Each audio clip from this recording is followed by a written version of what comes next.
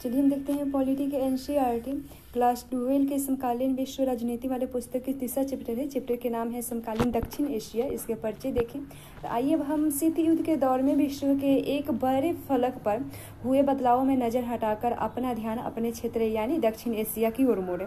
और 20वीं सदी के आखिरी सालों में जब भारत और पाकिस्तान ने खुद को परमाणु शक्ति संपन्न राष्ट्रों की बिरादरी में बैठा लिया तो यह क्षेत्र अचानक पूरे विश्व की नज़र में महत्वपूर्ण हो उठा और स्पष्ट ही विश्व का ध्यान इस इलाके में चल रहे और कई तरह के संघर्ष पर गया। अब इस क्षेत्र के देशों के बीच सीमा और नदी जल के बंटवारे को लेकर विवाद कायम है और इसके अतिरिक्त विद्रोह, जातीय संघर्ष और संसाधनों के बंटवारे को लेकर होने वाले झगड़े भी हैं। और इन वजहों से दक्षिण एशिया का इलाका बड़ा संवेदनशील है और उनके विशेषज्ञों का मानना है कि आज विश्व में यह क्षेत्र सुरक्षा के लिहाज से खतरे की आशंका वाला क्षेत्र है। और साथ ही एक बात और है कि यह इस इलाके के बहुत से लोग इस तथ्य की निशानदेही करते हैं और दक्षिण एशिया के देश अगर आपस में सहयोग करें तो यह क्षेत्र विकास से करके समृद्ध बन सकता है। और इस अध्याय में हम दक्षिण एशिया के देशों के बीच मौजूदा संघर्षों की प्रकृति और इन देशों के आपसी सहयोग को समझने की कोशिश करेंगे। उसके बाद दक्षिण एशिया के देशों की घरेलू राजनीति से इन झगड़ों या सहयोग का मिजाज तक तय होगा और अथवा वह इसके मूल्य में है। और इस वजह से अध्याय में पहले दक्षिण एशिया का परिचय दिया गया है और कुछ देशों की घरेलू राजनीति की भी चर्चा की गई है। देखते हैं क्या है दक्षिण एशिया।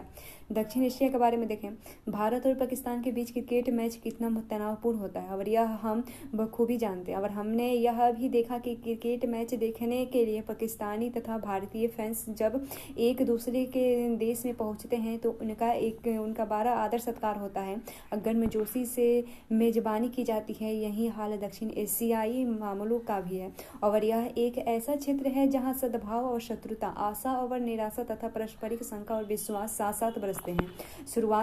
शुरुआत हम एक बुनियादी सवाल से करें कि दक्षिण एशिया है क्या। अमूमन बांग्लादेश, भूटान, भारत, मालदीव, नेपाल, पाकिस्तान और श्रीलंका को इंगित करने के लिए दक्षिण एशिया पद का व्यवहार किया जाता है। उत्तर की विशाल हिमालय पर्वत श्रृंखला, दक्षिण का हिंद महासागर, पश्चिम का अरब सागर और पूर्व के मौजूद बंगाल की खाड़ी से यह इलाका एक विशिष्ट प्राकृतिक क्षेत्र के रूप में नजर आता है। और यह भौगोलिक विशिष्टता है इस उपमहाद्वीप क्षेत्र की भाषाई, सामाजिक तथा सांस्कृतिक अनूठेपन के लिए जिम्मेदार है। और इस तथ्य की चर्चा में जब अफगानिस्तान और म्यांमार को भी शामिल किया जाता है और चीन इस क्षेत्र का एक प्रमुख देश है, लेकिन चीन को दक्षिण एशिया का अंग नहीं माना जाता। इस अध्याय में हम दक्षिण एशियाई पद का इस्तेमाल उपयुक्त 7 देशों के लिए करेंगे और इस तरह परिभाषित दक्षिण एशिया हर अर्थ में विविधताओं से भरा पूरा इलाका है और फिर भी भू राजनीतिक धरातल पर यह एक क्षेत्र है।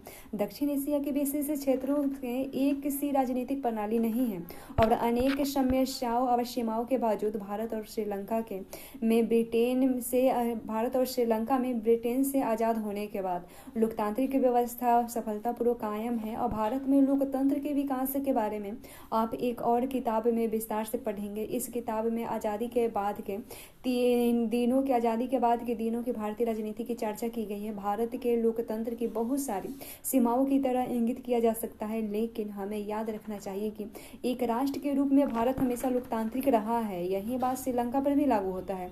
पाकिस्तान और बांग्लादेश में लोकतांत्रिक और सैनिक दोनों तरह के नेताओं का शासन रहा है।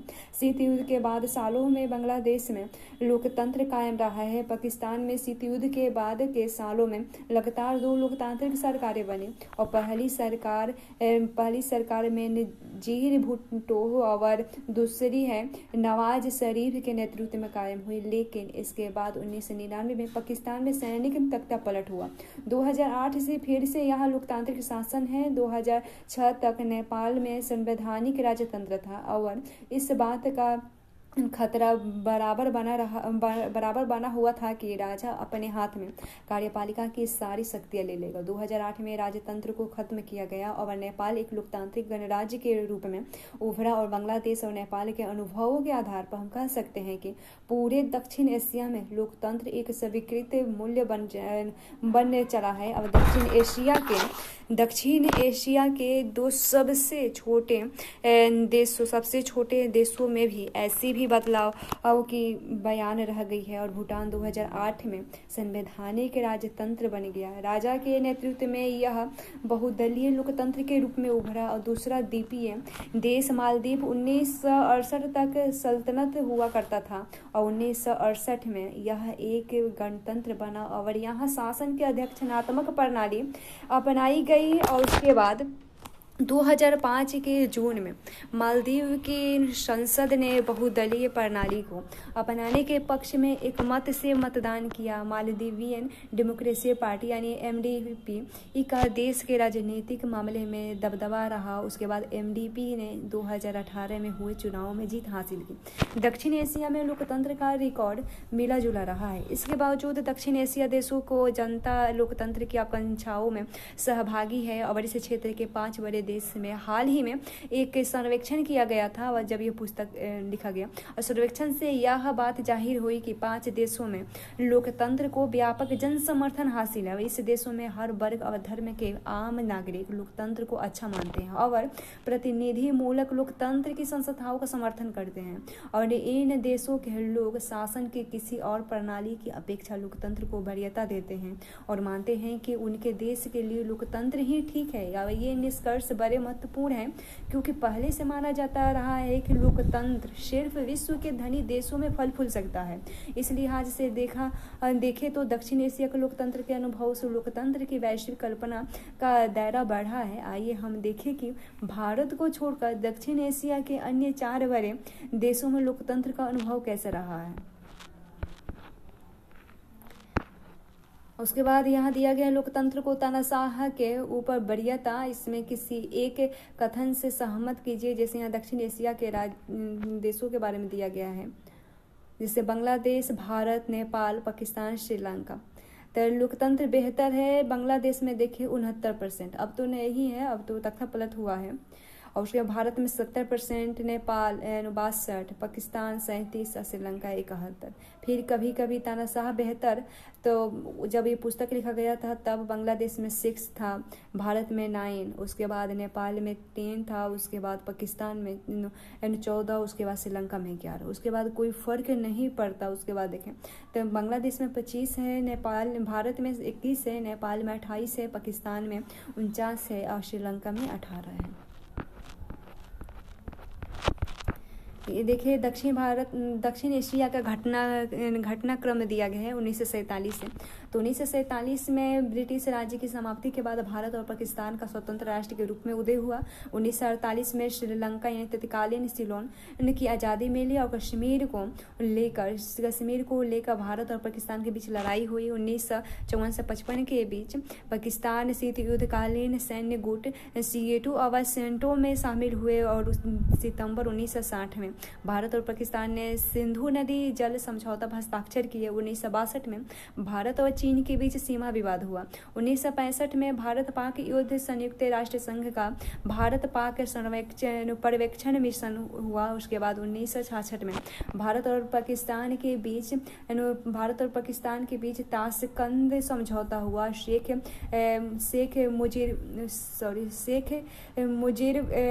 मुजीबुर रहमान ने पूर्वी पाकिस्तान को ज़्यादा स्वायत्तता देने के लिए 6 सूत्री प्रस्ताव रखा और मार्च 1971 में बांग्लादेश के नेताओं द्वारा आज़ादी की उद्घोषणा हुई। अगस्त 1971 में भारत और सोवियत संघ में 20 सालों के लिए मैत्री संधि पर दस्तखत किए। दिसंबर 1971 में भारत पाक युद्ध बांग्लादेश की मुक्ति हुई। जुलाई 1972 में भारत और पाकिस्तान के बीच शिमला समझौता हुआ। मई 1974 में भारत ने परमाणु परीक्षण किया और 1976 में पाकिस्तान और बांग्लादेश के बीच कूटनैतिक संबंध बहाल किया। दिसंबर 1985 में 1985 में दक्षेस के पहले सम्मेलन यानी ढाका में दक्षिण एशिया के देशों में दक्षेस के घोषणा पत्र पर हस्ताक्षर किए। 1987 में भारत श्रीलंका समझौता, भारतीय शांति सेना का श्रीलंका में अभियान और 1988 में मालदीव में भारतीय सैनिकों द्वारा किए गए षड्यंत्र को नाकाम करने के लिए भारत ने वहां सेना भेजी। भारत और पाकिस्तान के बीच एक दूसरे के परमाणु ठिकाने और सुविधाओं पर हमला न करने के समझौते पर हस्ताक्षर हुए। 1988 से 91 के बीच पाकिस्तान, बांग्लादेश और नेपाल में लोकतंत्र की बहाली हुई। 1993 में दक्षेस के 7वें सम्मेलन में आपसी व्यापार में दक्षेस के देशों की वरीयता देने की संधि पर हस्ताक्षर हुए। दिसंबर 1996 में गंगा नदी के पानी में हिस्सेदारी के मसले पर भारत और बांग्लादेश के बीच फरक्का संधि पर हस्ताक्षर किए। मई 1948 में भारत और पाकिस्तान ने परमाणु परीक्षण किए। दिसंबर 1948 में भारत और श्रीलंका ने मुक्त व्यापार संधि पर हस्ताक्षर किए। फरवरी 1999 में भारत के प्रधानमंत्री अटल बिहारी वाजपेयी बस से यात्रा कर लाहौर गए तथा शांति के एक घोषणा पत्र पर हस्ताक्षर किए। जून से जुलाई 1999 में भारत और पाकिस्तान के बीच कारगिल युद्ध हुआ और जुलाई 2001 में वाजपेयी मुशर्रफ के बीच गहरा बैठक असफल रहा। उसके बाद फरवरी 2004 में 12वें दक्षिण सम्मेलन में मुक्त व्यापार संधि पर हस्ताक्षर हुए। 2007 में अफगानिस्तान दक्षिण का सदस्य बना। नवंबर 2014 में 18वां दक्षिण सम्मेलन काठमांडू, नेपाल में हुआ। चलिए देखते हैं पाकिस्तान में सेना और लोकतंत्र के बारे में देखते हैं। पाकिस्तान में पहले संविधान के बनने के बाद देश के शासन की बागडोर जनरल अयूब खान के अपने हाथों में ले लिया और जल्दी ही अपना निर्वाचन भी करा लिया और उनके शासन के खिलाफ जनता का गुस्सा भड़का और ऐसे में उन्हें अपना पद छोड़ना पड़ा। इससे एक बार फिर सैनिक शासन का रास्ता साफ हुआ और जनरल याहिया खान ने शासन की बागडोर संभाली और याहिया खान के सैनिक शासन के दौरान पाकिस्तान को बांग्लादेश संकट का सामना करना पड़ा और 1971 में भारत के साथ पाकिस्तान का युद्ध हुआ। युद्ध के परिणाम स्वरूप पूर्वी पाकिस्तान टूटकर एक स्वतंत्र देश बना और बांग्लादेश कहलाया। इसके बाद पाकिस्तान में जुल्फिकार अली भुट्टो के नेतृत्व में एक निर्वाचित सरकार बनी जो 1971 से 1977 तक कायम रही। 1977 में जनरल जियाउल हक ने इस सरकार को गिरा दिया। 1985 के बाद जनरल जियाउल हक को लोकतंत्र समर्थन आंदोलन का सामना करना पड़ा। 1988 में एक बार फिर बेनजीर भुट्टो के नेतृत्व में लोकतांत्रिक सरकार बनी। अब पाकिस्तान में इसके बाद के राजनीतिक बेनजीर भुट्टो की पाकिस्तान पीपुल पार्टी और मुस्लिम लीग के आपसी होड़ के इर्द गिर्द घूमती रही। निर्वाचित लोकतंत्र की यह व्यवस्था 1999 तक कायम रही। 1999 में एक बार फिर सेना ने दखल दी और जनरल परवेज मुशर्रफ ने प्रधानमंत्री नवाज शरीफ को हटा दिया। 2001 में परवेज मुशर्रफ ने अपना निर्वाचन राष्ट्रपति के रूप में कराया। पाकिस्तान पर सेना की हुकूमत थी। हालांकि सैनिक शासकों ने अपने शासक को लोकतांत्रिक जताने के लिए चुनाव कराया। 2008 में पाकिस्तान में लोकतांत्रिक तरीके से चुने गए नेता शासन कर रहे हैं और पाकिस्तान में लोकतंत्र के अस्थायी न बन पाने के कई कारण हैं। यहाँ सेना, धर्म गुरु और भूस्वामी अभिजनों का सामाजिक दबदबा है और इसी वजह से कई बार निर्वाचित सरकार को गिराकर सैनिक शासन कायम हुआ। पाकिस्तान की भारत के साथ तनातनी रहती है और इस वजह से सेना समर्थन समूह ज्यादा मजबूत है और अक्सर ये समूह दलील देते हैं कि पाकिस्तान के राजनीतिक दलों और लोकतंत्र में खोट है और राजनीतिक दलों के स्वार्थ साधन तथा लोकतंत्र की धमचौकड़ी से पाकिस्तान की सुरक्षा खतरे में पड़ेगी और इस तरह से ये ताकतें सैनिक शासन को जायज ठहराती हैं और लोकतंत्र को खैर पाकिस्तान में पूरी तरह सफल नहीं हो सका, लेकिन इस देश में लोकतंत्र का जज्बा बहुत मजबूत के साथ कायम रहा। पाकिस्तान में अपेक्षाकृत स्वतंत्र और साहसी प्रेस मौजूद है और वहाँ मानवाधिकार आंदोलन भी काफी मजबूत है। पाकिस्तान में लोकतांत्रिक शासन चले इसके लिए कोई खास अंतर्राष्ट्रीय समर्थन नहीं मिला। इस वजह से भी सेना को अपना प्रभुत्व कायम करने के लिए बढ़ावा मिला है और अमेरिका तथा अन्य पश्चिमी देशों ने अपने अपने स्वार्थों से गुजरते वक्त में पाकिस्तान में सैनिक शासन को बढ़ावा दिया है। और इन देशों को उस आतंकवाद से डर लगता है जिसे ये देश विश्वव्यापी इस्लामी आतंकवाद कहते हैं। और इन देशों को यह भी डर सताता है कि पाकिस्तान के परमाणविक हथियार कहीं इन आतंकवादी समूहों के हाथ न लग जाए। और इन बातों के मद्देनजर पाकिस्तान को ये देश पश्चिम तथा दक्षिण एशिया में पश्चिमी हितों का रखवाला मानते हैं। और उसके बाद देख लें बांग्लादेश से में लोकतंत्र के बारे में थोड़ा देखें। 1947 से 1971 तक बांग्लादेश पाकिस्तान का अंग था। अंग्रेजी राय के समय के बांग्लादेश और असम के विभाजित हिस्सों से पूर्वी पाकिस्तान का यह क्षेत्र बना था। और इस क्षेत्र के लोग पश्चिम पाकिस्तान के दबदबे और अपने ऊपर उर्दू भाषा को लादने के खिलाफ थे। पाकिस्तान के निर्माण के तुरंत बाद ही यहाँ के लोगों ने बंगाली संस्कृति और भाषा के साथ किए जा रहे दुर्व्यवहार के खिलाफ विरोध जताना शुरू कर दिया था। और इस क्षेत्र की जनता ने प्रशासन में अपने नियोजित प्रतिनिधित्व तथा राजनीतिक सत्ता में समुचित हिस्सेदारी की मांग भी उठाई। पश्चिमी पाकिस्तान के प्रभुत्व के खिलाफ जनसंघर्ष का नेतृत्व शेख मुजीब हरमान ने किया और उन्होंने पूर्वी क्षेत्र के लिए स्वायत्तता की मांग की। और शेख मुजीबुर रहमान के नेतृत्व वाली अवामी लीग को 1970 के चुनावों में पूर्वी पाकिस्तान की सारी सीटों पर विजय मिली। अवामी लीग को संपूर्ण पाकिस्तान के लिए प्रस्तावित संविधान सभा में बहुमत हासिल किया गया, लेकिन सरकार पर पश्चिम पाकिस्तान के नेताओं का दबदबा था और सरकार ने इस सभा को आहूत करने से इनकार कर दिया। शेख मुजीब को गिरफ्तार कर लिया गया। जनरल याहिया खान के सैनिक शासन में पाकिस्तान सेना में बंगाली जनता के आंदोलन को कुचलने की कोशिश की। हजारों लोग पाकिस्तान सेना के हाथों मारे गए। इस वजह से पूर्वी पाकिस्तान से बड़ी संख्या में लोग भारत पलायन कर गए और भारत के सामने इन शरणार्थियों को संभालने की समस्या खड़ी हुई। भारत की सरकार ने पूर्वी पाकिस्तान के लोगों को आज़ादी की मांग का समर्थन किया और उन्हें वित्तीय और सैन्य सहायता दी। इसके परिणाम स्वरूप 1971 में भारत और पाकिस्तान के बीच युद्ध छिड़ गया। युद्ध की समाप्ति पूर्वी पाकिस्तान में पाकिस्तानी सेना के आत्मसमर्पण तथा एक स्वतंत्र राष्ट्र बांग्लादेश के निर्माण के साथ हुआ। बांग्लादेश ने अपना संविधान बनाकर उस समय अपने को एक धर्मनिरपेक्ष, लोकतांत्रिक तथा समाजवादी देश घोषित किया। बहरहाल 1975 में शेख मुजीब रहमान ने संविधान में संशोधन कराया और संसदीय प्रणाली को जगह अध्यक्षात्मक शासन प्रणाली को मान्यता मिली। और शेख मुजीब ने अपनी पार्टी अवामी लीग को छोड़कर अन्य सभी पार्टियों को समाप्त कर दिया और इससे तनाव और संघर्ष की स्थिति पैदा हुई। 1975 के अगस्त में सेना ने उनके खिलाफ बगावत कर दी और इस नाटकीय तथा त्रासद घटनाक्रम से शेख मुजीब सेना के हाथों मारे गए और नए सैनिक शासन जियाउर रहमान ने अपनी बांग्लादेश नेशनल पार्टी बनाई और 1979 के चुनाव में विजयी रहे। उसके बाद जियाउर रहमान की हत्या हुई और लेफ्टिनेंट जनरल HM एरशाद के नेतृत्व में बांग्लादेश में एक और सैनिक शासन के बागडोर संभाली।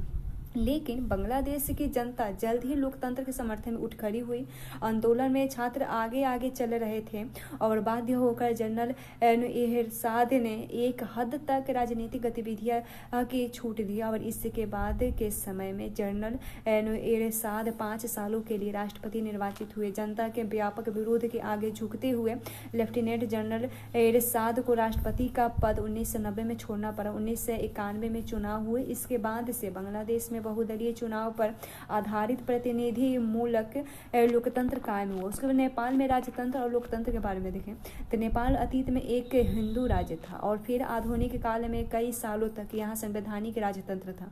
संवैधानिक राजतंत्र दौर में नेपाल की राजनीतिक पार्टियां और आम जनता ज्यादा खुले और उत्तरदायी शासन की आवाज उठा रहे, लेकिन राजा ने सेना की सहायता से शासन पर पूरा नियंत्रण कर लिया और नेपाल में लोकतंत्र की राह और अवरुद्ध हो गई। एक मजबूत लोकतांत्रिक समर्थक आंदोलन की चपेट में आकर राजा ने 1990 में नए लोकतांत्रिक संविधान का मांग ली और नेपाल में लोकतांत्रिक सरकार का कार्यकाल बहुत ही छोटा और समस्या से भरा था। 1990 के दशक में नेपाल के माओवादी नेता के अनेक हिस्से में अपना प्रभाव जमाने में कामयाब हुआ। माओवादी राजा और सत्ताधारी अभिजन के खिलाफ सशस्त्र विद्रोह करना चाहते थे। अब इस वजह से राजा की सेना और माओवादी गुरिल्लों के बीच हिंसक लड़ाई हुई और कुछ समय तक राजा की सेना, लोकतंत्र समर्थकों और माओवादियों के बीच त्रिकोणीय संघर्ष हुए। 2002 में राजा ने संसद को भंग कर दिया और सरकार को गिरा दिया। इस तरह नेपाल में जो भी थोड़ा बहुत लोकतंत्र था उसे राजा ने खत्म कर दिया। अप्रैल 2006 में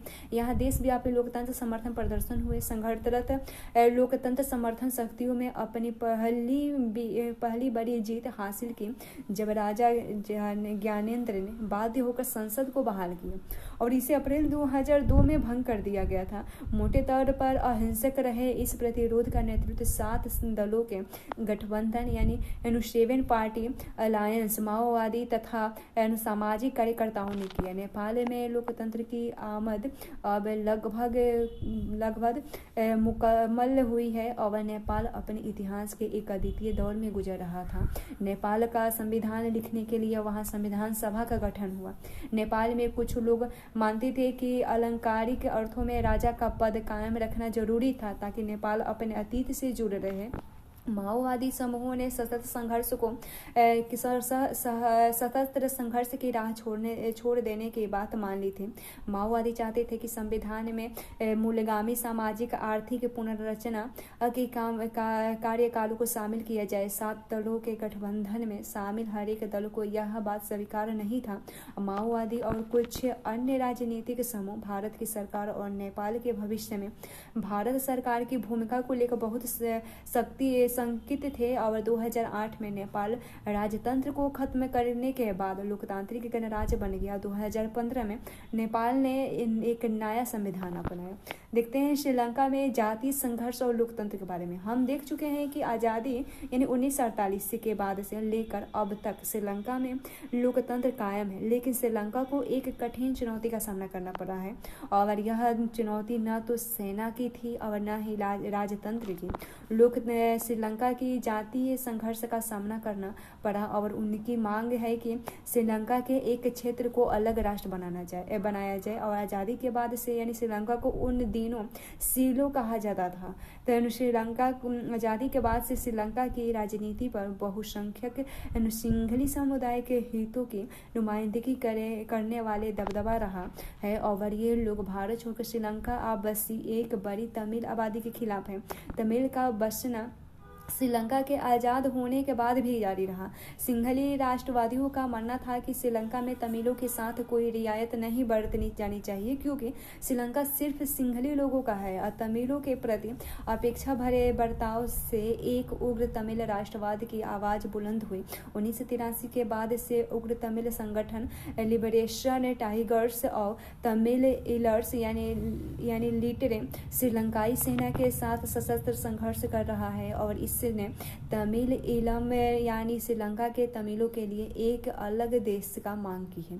श्रीलंका के उत्तर पूर्वी हिस्से पर लिटरे का नियंत्रण है और श्रीलंका की समस्या भारत वंश लोगों से जुड़ी है। भारत की तमिल जनता का भारतीय सरकार पर भारी दबाव है कि वह श्रीलंकाई तमिलों के हितों की रक्षा करे। भारतीय सरकार ने समय समय पर तमिलों के सवाल पर श्रीलंका के सरकार से बातचीत करने की कोशिश की और लेकिन 1987 में भारत सरकार श्रीलंका के तमिल मसले में प्रत्यक्ष रूप से शामिल हुए। भारत की सरकार ने श्रीलंका से एक समझौता किया तथा श्रीलंका सरकार और तमिलों के बीच रिश्ते सामान्य करने के लिए भारतीय सेना को भेजा। आखिर में भारतीय सेना लिटे के साथ संघर्ष में फंस गई। भारतीय सेना की उपस्थिति को श्रीलंका की जनता ने भी कुछ खास पसंद नहीं किया। श्रीलंकाई जनता ने समझा कि भारत श्रीलंका के अंदरूनी मामले में दखलंदाजी कर रहा है और उसके बाद 1989 में भारत ने अपनी शांति सेना लक्ष्य हासिल किए बिना वापस बुला लिया। उसके बाद श्रीलंका के इस संकट का हिस्सा चरित्र श्रीलंका के इस संकट का हिंसक चरित्र था अंतर्राष्ट्रीय मध्यस्थ के रूप में नॉर्वे और आइसलैंड जैसे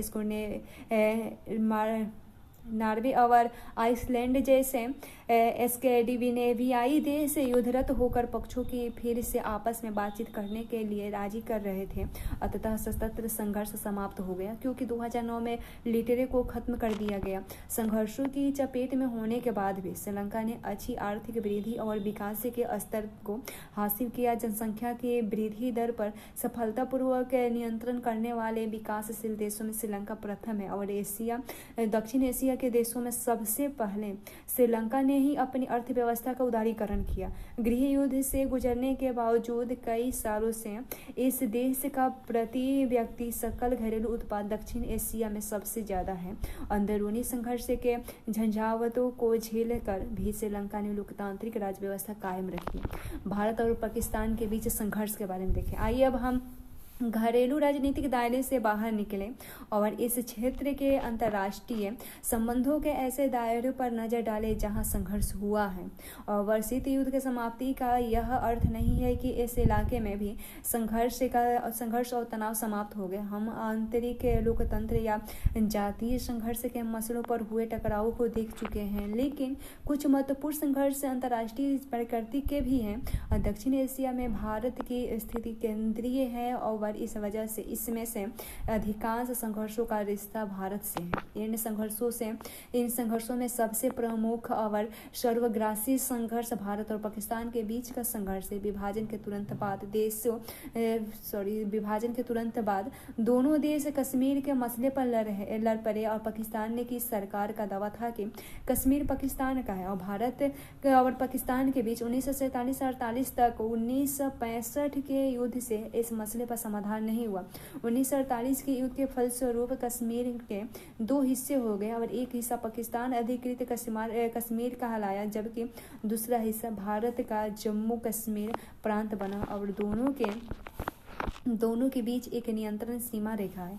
1971 में भारत ने पाकिस्तान के खिलाफ एक निर्णायक युद्ध जीता, लेकिन कश्मीर मसला अनसुलझा ही रहा है। और सामरिक मसले जैसे सियाचिन ग्लेशियर पर नियंत्रण तथा हथियारों की होड़ को लेकर भी भारत और पाकिस्तान के बीच तनातनी रहती है। 1990 के दशक में दोनों देश ने परमाणु हथियार और ऐसे हथियारों को एक दूसरे पर दागने की क्षमता वाले मिसाइल हासिल कर लिए। इससे दोनों देशों के बीच हथियारों की होड़ में एक नया चरित्र ग्रहण किया है।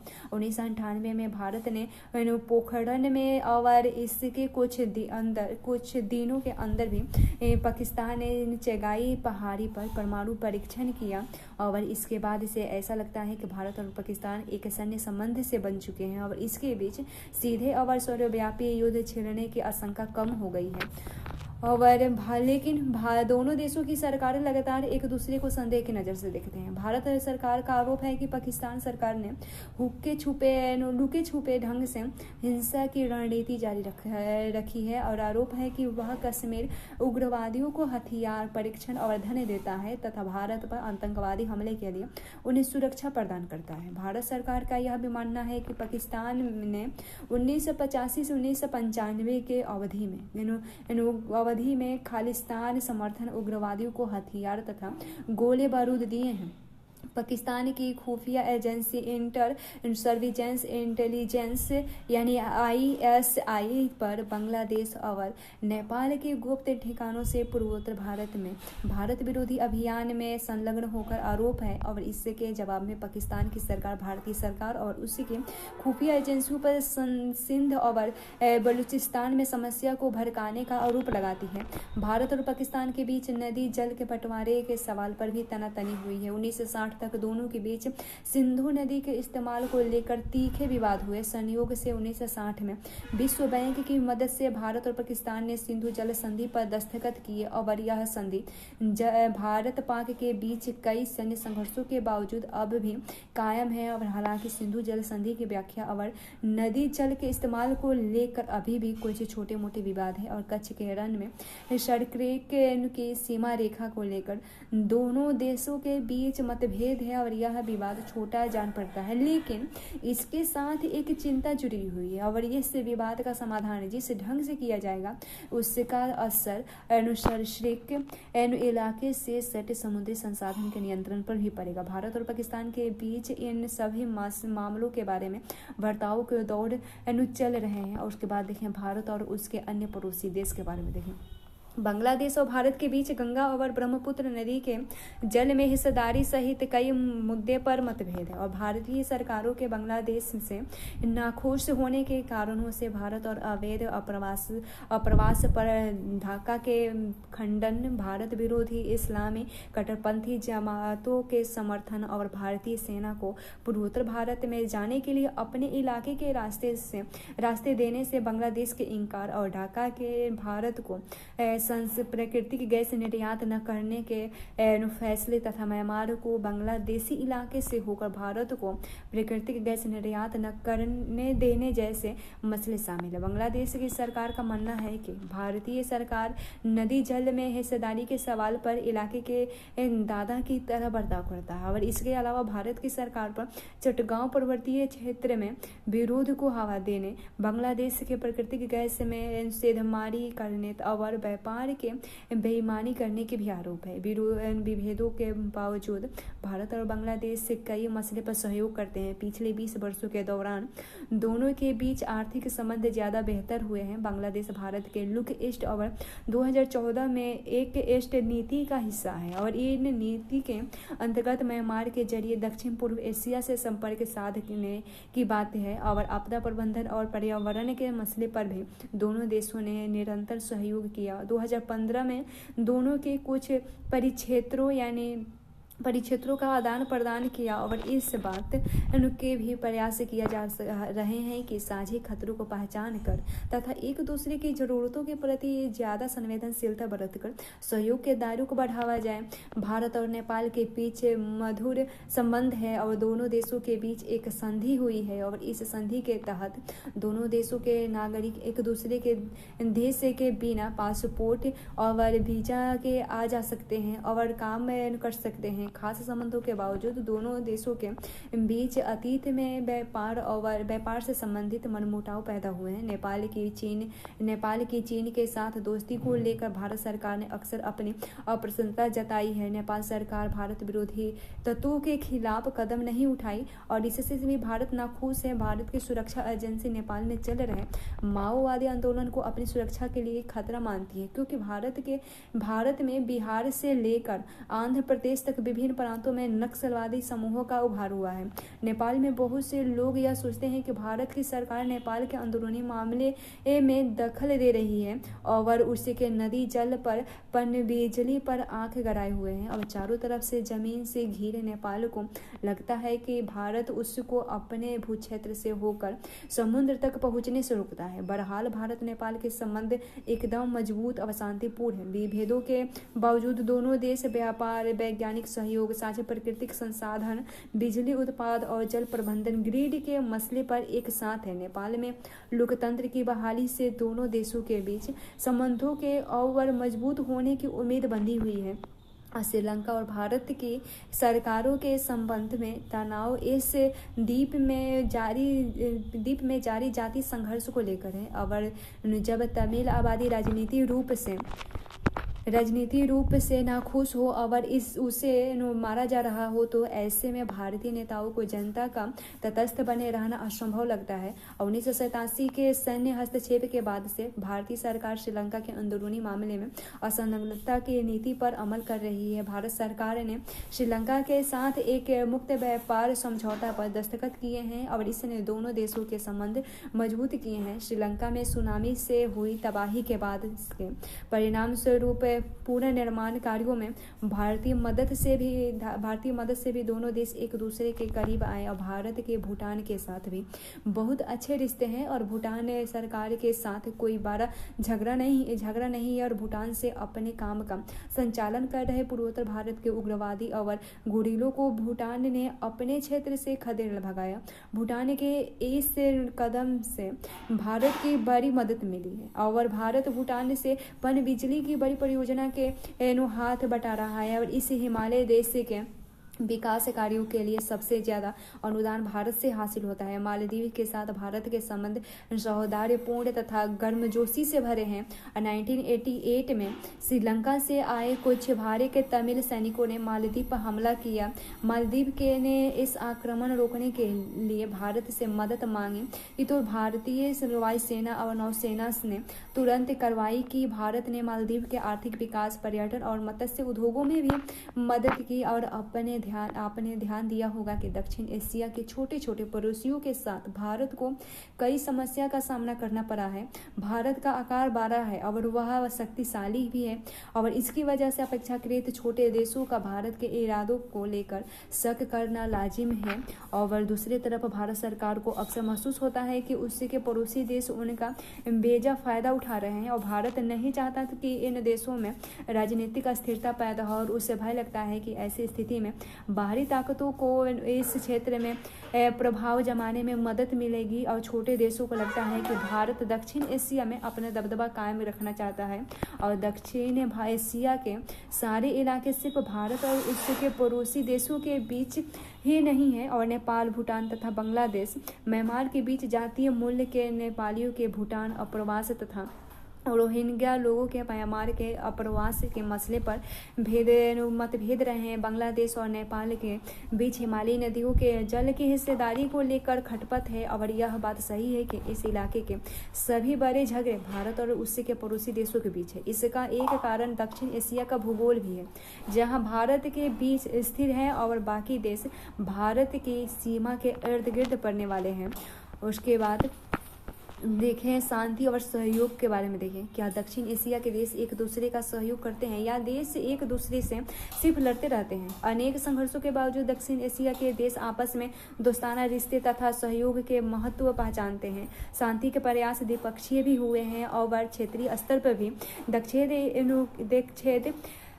दक्षिण यानी south Asian association of general cooperation दक्षिण एशिया देशों द्वारा बहुस्तरीय साधनों से आपस में सहयोग करने की दिशा में उठाया गया बड़ा कदम है और इसकी शुरुआत 1985 में हुई। दुर्भाग्य से मतभेदों की मौजूदगी के कारण दक्षिण की ज़्यादा सफलता नहीं मिली। दक्षिण के सदस्य देशों ने सन 2002 में दक्षिण एशियाई मुक्त व्यापार क्षेत्र समझौते पर दस्तखत किए और इसमें पूरे दक्षिण एशिया के लिए मुक्त व्यापार क्षेत्र बनाने का वादा है। यही दक्षिण एशिया के सभी देश अपनी सीमा रेखा के आर पार मुक्त व्यापार पर सहमत हो जाएं तो इस क्षेत्र में शांति और सहयोग के एक नए अध्याय की शुरुआत हो सकती है। दक्षिण एशिया मुक्त व्यापार क्षेत्र समझौता के पीछे यही भावना कायम रह रही है और इस समझौते पर 2004 में हस्ताक्षर हुए और यह समझौता 1 जनवरी 2006 में प्रभावी हो गए। इस समझौते का लक्ष्य है कि इन देशों के बीच आपसी व्यापार में लगने वाले सीमा शुल्क को कम कर दिया जाए। कुछ छोटे देश मानते हैं कि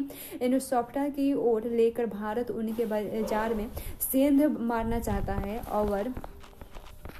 और वास्तविक के उद्यम तथा वास्तविक मौजूदगी के जरिए उनमें समान और राजनीतिक पर असर डालना चाहता है। भारत सोचता है कि सप्ताह से इस क्षेत्र में हर देश को फायदा होगा और देश में मुक्त व्यापार बढ़ने से राजनीतिक मसले पर सहयोग ज़्यादा बेहतर होगा। और भारत में कुछ लोगों का मानना है कि सप्ताह के लिए परेशान होने का जरूरत नहीं है क्योंकि भारत, भूटान, नेपाल और श्रीलंका से पहले ही द्विपक्षीय व्यापार समझौता कर चुका है। हालांकि भारत और पाकिस्तान के कभी खत्म न होने वाली झगड़े और हिंसा की एक कहानी जान पड़ते हैं, फिर भी तनाव को कम करने और शांति बहाल करने के लिए इन देशों के बीच लगातार प्रयास हुए हैं और दोनों देश युद्ध के जोखिम कम करने के लिए विश्वास बहाली के उपाय करने पर सहमत हो गए हैं। सामाजिक कार्यकर्ता और महत्वपूर्ण हस्तियां दोनों देशों के लोगों के बीच दोस्ती का माहौल बनाने के लिए एकजुट हुए हैं और दोनों देशों के नेता एक दूसरे को बेहतर ढंग से समझने और दोनों देशों के बीच मौजूद बड़ी समस्याओं के समाधान के लिए सम्मेलन में भेंट करते हैं। और पिछले 5 वर्षों के दौरान दोनों देशों के पंजाब वाले हिस्से के बीच कई बस मार्ग खुले हैं और अब वीजा आसानी से मिल जाते हैं। कोई भी कोई भी क्षेत्र हवा से नहीं होता, और कोई क्षेत्र अपने को गैर इलाकाई ताकतों से अलग रखने की जितनी भी कोशिश करे, उस पर बाहरी ताकतों और घटनाओं का असर पड़ता ही है। और चीन और संयुक्त राज्य अमेरिका दक्षिण एशिया की राजनीति में अहम भूमिका निभाते हैं।